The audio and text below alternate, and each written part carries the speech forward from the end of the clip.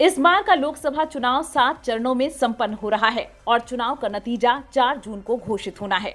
अंतिम चरण के मतदान के लिए गुरुवार को प्रचार समाप्त हो गया। ऐसे में इस बार का चुनाव कई मायनों में बेहद खास रहा।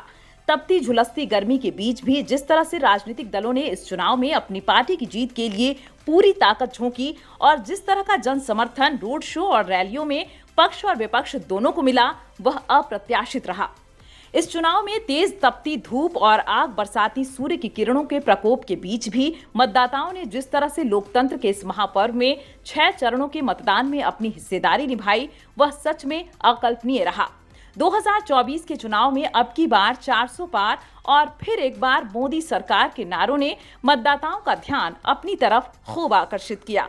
इसके साथ ही कांग्रेस का हाथ बदलेगा हालात, न्याय योजना और भाजपा का चुनावी स्लोगन मोदी की गारंटी भी लोगों को खूब पसंद आई। मंगलसूत्र, मुस्लिम मंदिर, महंगाई से लेकर संविधान तक 18वीं लोकसभा चुनाव का प्रचार खत्म। 7 चरणों में कब क्या हुआ, जान लीजिए। चलिए अब आपको बताते हैं कि बीजेपी ने कब कौन से नारे दिए। 2014 में अब की बार मोदी सरकार, 2019 में मैं भी चौकीदार, 2024 में अब की बार 400 पार। हालांकि हर बार का चुनाव उसके संदेश के लिए याद किया जाता है जो जनता के बीच राजनीतिक पार्टियां परोसती हैं।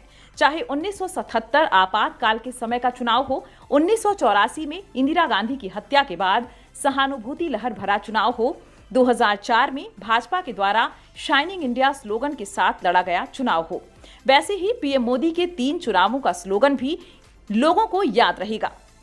2014 में भाजपा अब की बार मोदी सरकार, 2019 में मैं भी चौकीदार और अब 2024 में अब की बार 400 पार चुनावी स्लोगन के साथ मैदान में रही और यह स्लोगन लोगों की जुबान पर छा गया। इन तीनों चुनावों में जो स्लोगन भाजपा की तरफ से दिए गए, उसके जरिए पीएम मोदी ने चुनाव प्रचार अभियान के तहत एक एजेंडा सेट किया और विपक्ष इससे बाहर आने के लिए छटपटाता नजर आया। कांग्रेस पार्टी के तमाम नारे इन स्लोगन के बीच कहीं गुम से हो गए और इसे जनता आत्मसात नहीं कर पाई।